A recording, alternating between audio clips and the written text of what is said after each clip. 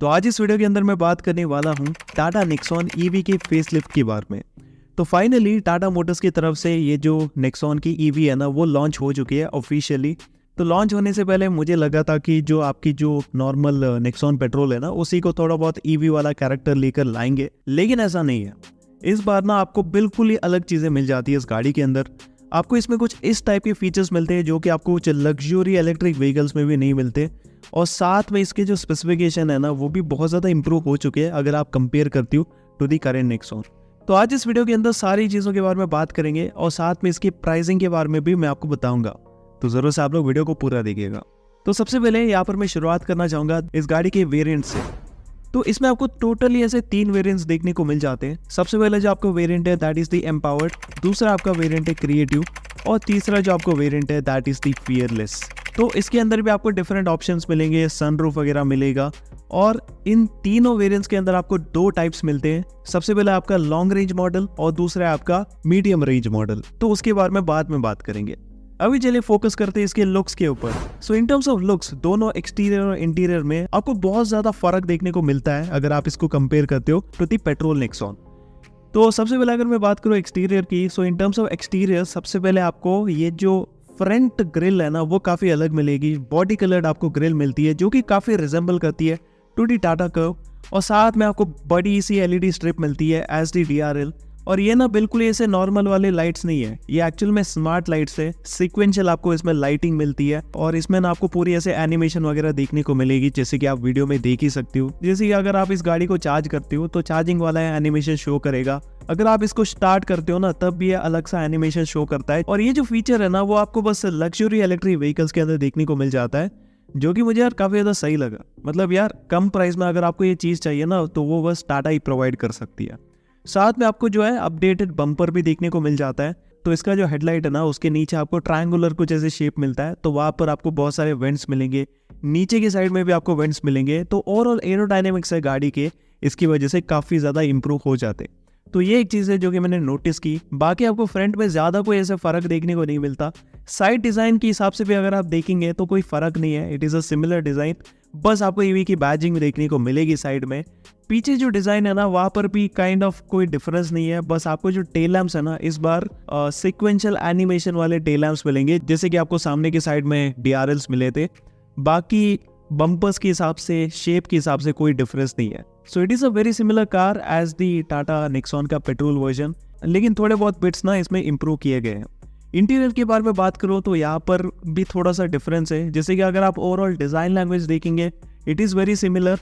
Colour combination के हिसाब से आपको स्लाइटली डिफरेंस देखने को मिलेगा, लेकिन जो मेन डिफरेंस है वो है स्क्रीन्स में। दोनों आपको जो यहाँ पर स्क्रीन्स मिलते हैं जैसे कि infotainment system as well as MID काफी बड़ा सा आपको देखने को मिल जाता है। जो इसका इंफोटेनमेंट सिस्टम है ना इट इज अ JBL का इंफोटेनमेंट सिस्टम, और इसकी जो स्क्रीन साइज है ना दैट इज अराउंड 12.3 इंचेस, जो कि यार आपके नॉर्मल पेट्रोल वाले से काफी ज्यादा बड़ा फील होता है। साथ में आपको ये जो MID मिलता है ना ये भी आपको 10.2 इंचेस का देखने को मिल जाता है। तो बड़े बड़े स्क्रीन इन लोगों ने ऐसे डाल दिए अंदर की तरफ, तो आपको एक बढ़िया रिच एंड फ्यूचरिस्टिक एक्सपीरियंस मिलेगा जब आप इसके इंटीरियर को देखेंगे तो। और साथ में इसमें आपको UI जो है जैसे कि जो यूजर एक्सपीरियंस वगैरह है ना वो भी काफी बढ़िया से देखने को मिल जाता है। और ये जो स्पेसिफिक UI है ना वो आपको बस टाटा मोटर्स के EVs के अंदर ही देखने को मिल जाएगा। अभी अगर मैं बात करूँ इसकी फीचर के बारे में, सो इन टर्म्स ऑफ फीचर्स भी बहुत ज्यादा ऐसे इंप्रूवमेंट आपको देखने को मिल जाते हैं।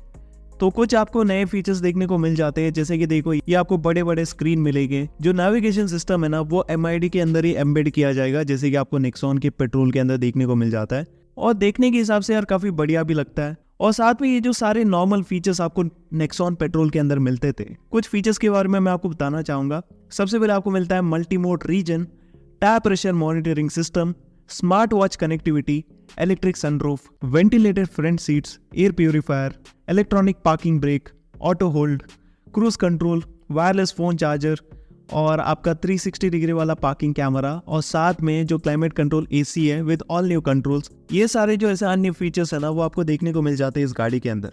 सो इन टर्म्स ऑफ फीचर्स कोई कमी नहीं है। वैसे मैं एडास का जो लेवल 1 ऐसे फीचर है ना वो एक्सपेक्ट कर रहा था, बट द थिंग इज वो कोई बहुत ही ज्यादा यूजफुल फीचर नहीं है for the Indian roads. But या जो फीचर आपको इस सेगमेंट में मिल रहा है ना वो मेरे हिसाब से मोर देन इनफ है। तो यहाँ पर मैंने आपको फीचर्स एंड लुक्स के बारे में बता दिया। अभी चले इलेक्ट्रिक वाली चीज़ों के बारे में बात कर लेते हैं, जैसे कि बैटरी कैपेसिटी। जैसे कि उन्होंने बताया कि इसमें ना आपको 2 टाइप वाले मॉडल्स मिलते हैं। सबसे पहले आपको लॉन्ग रेंज वाला मॉडल मिलता है, दूसरा आपको मिड रेंज वाला मॉडल मिलता है। तो लॉन्ग रेंज वाला मॉडल है उसके अंदर आपको लगभग 40.5 किलोवाट आवर की बैटरी कैपेसिटी देखने को मिलेगी, और आपका जो मिड रेंज वाला मॉडल है उसके अंदर आपको 30 किलोवाट आवर की जो बैटरी है वो देखने को मिलेगी। रेंज की बार में बात करूं तो आपका जो लॉन्ग रेंज मॉडल है ना उसके अंदर आपको लगभग 465 किलोमीटर की क्लेम रेंज देखने को मिल जाती है, और आपका जो मिड रेंज वाला मॉडल है उसके अंदर आपको लगभग 325 किलोमीटर की सर्टिफाइड रेंज देखने को मिलेगी।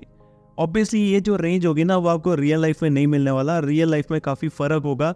इसके अलावा दोस्तों अगर मैं बात करूँ चार्जिंग के बारे में, तो चार्जिंग के हिसाब से भी यार कुछ कूल फीचर्स आपको मिलते हैं। तो देखो 3 चार्जिंग ऑप्शन आपको मिलेंगे। सबसे पहले आपको 7.2 किलोवाट का जो फास्ट चार्जिंग सपोर्ट है वो देखने को मिलेगा, जो कि इस गाड़ी को लगभग 0 to 80% ना बस 1 घंटे के अंदर ऐसे चार्ज कर सकती है। So that is also very good thing. साथ में आपको 3.2 किलोवाट वाला जो नॉर्मल होम चार्जर है ना वो भी देखने को मिलेगा by default with every car. तो ये आपकी गाड़ी को लगभग ऐसे 10 घंटे में चार्ज कर देगा। और साथ में दोस्तों तीसरा भी आपको चार्जिंग ऑप्शन देखने को मिल जाता है, that is the vehicle to vehicle and vehicle to load charging facility. तो व्हीकल टू व्हीकल का मतलब है कि आप एक गाड़ी से दूसरी गाड़ी को चार्ज कर सकते हो, और दूसरा आपको व्हीकल टू लोड मिलता है, यानी कि अगर आपके घर में कोई इलेक्ट्रिक होम अप्लायंस है उसके द्वारा ना आप अपनी गाड़ी को चार्ज कर सकते हो। तो ये भी काफी बढ़िया सा ऑप्शन इन लोगों ने दे दिया, लेकिन इसको अगर आपको यूज करना है तो सेपरेटली आपको केबल खरीदना पड़ेगा, जिसकी कॉस्ट के बारे में मुझे मालूम नहीं है। सो या चार्जिंग के हिसाब से थोड़ा सा इन लोगों ने इनोवेशन कर लिया है। अभी मोटर के बारे में बात कर लेते हैं। तो मोटर दोस्तों इस बार आपको जनरेशन 2 वाला देखने को मिलेगा, and it is a all new motor. बहुत ज़्यादा आपको नई नई टेक्नोलॉजी देखने को मिल जाती है इसके अंदर, जैसे कि लिक्विड पंप वाला कुछ ऐसे चीज़ दे दिया इन लोगों ने। ऑनेस्टली मुझे इसके बारे में ज़्यादा समझ में नहीं आया, लेकिन ये जो ओवरऑल एफिशिएंसी है ना मोटर की उसको काफ़ी ज़्यादा बढ़ाएगा compare to the current Nexon. तो ये सबसे बड़ा डिफरेंस है। और साथ में इसमें जो आपको कंप्रेसर मिलता है एसी का वो भी काफ़ी ज़्यादा एफिशिएंट है। तो रेंज आपको इस बार काफ़ी बढ़िया मिलेगी अगर आप इसमें एसी ऑन करके भी चलाएंगे तो मोटर पर अगर हम वापस आते हैं तो इस मोटर के अंदर ना आपको जो ऑन व्हील पावर मिलती है दैट इज़ अराउंड 106.4 किलोवाट का पीक पावर, और साथ में आपको 2500 Nm का जो पीक टॉर्क है वो देखने को मिल जाता है ऑन दी व्हील्स। वैसे ये मैंने आपको जो पावर एंड टॉर्क है ना वो ऑन द व्हील्स ऐसे बता दिया, लेकिन एक्चुअल पावर एंड टॉर्क के बारे में बात करूं तो आपका जो लॉन्ग रेंज वाला मॉडल है उसके अंदर आपको 145 HP का पावर एंड 215 Nm का टॉर्क देखने को मिलेगा, और आपका जो मिड रेंज वाला मॉडल है उसके अंदर आपको 129 HP का पावर और 215 Nm का टॉर्क देखने को मिल जाता है। अब इंटरेस्टिंग बात बताऊं, जो टॉप स्पीड है ना वो आपको मिलती है अराउंड 150 किलोमीटर पर आवर की, विच इज़ क्वाइट फास्ट, और साथ में 0 to 100 की जो स्पीड है ना ये बस 8.9 सेकेंड में अचीव कर सकती है, विच इज़ वेरी फास्टर। सो या परफॉर्मेंस के हिसाब से कोई कमी नहीं है, आपकी जो टिपिकल पेट्रोल वाली नेक्सॉन है ना उससे 1000 गुना ये बेहतर है। इसके अलावा दोस्तों आपको इसमें रीजनरेटिव ब्रेकिंग मिलेगा, और इसकी जो रीजनरेटिव ब्रेकिंग है ना वो भी काफ़ी ज़्यादा इंप्रूव हो चुकी है compare to the older version. तो ये भी बढ़िया चीज़ है, इसकी वजह से आपको बढ़िया रेंज भी मिलेगी, और साथ में इसमें आपको पैडल शिफ्टर्स भी मिल जाते हैं, जिसकी वजह से एक अलग सा एक्सपीरियंस मिलेगा जब आप इस ईवी को चलाएंगे। तो ऐसे ही बहुत सारी चीज़ें, बहुत सारे जो छोटे मोटे इंप्रूवमेंट्स है ना वो किए गए हैं, और साथ में सेफ्टी के अंदर भी कोई कॉम्प्रोमाइज़ नहीं है, सारे जो सेफ्टी फीचर्स है वो भी दिए गए हैं। 360 डिग्री वाला आपको parking camera, blind spot mirror, वो सारी चीज़ें आपको मिल जाती है, जिसकी वजह से सेफ्टी के हिसाब से। तो अभी चलिए बात कर लेते हैं इसके प्राइसिंग के बारे में।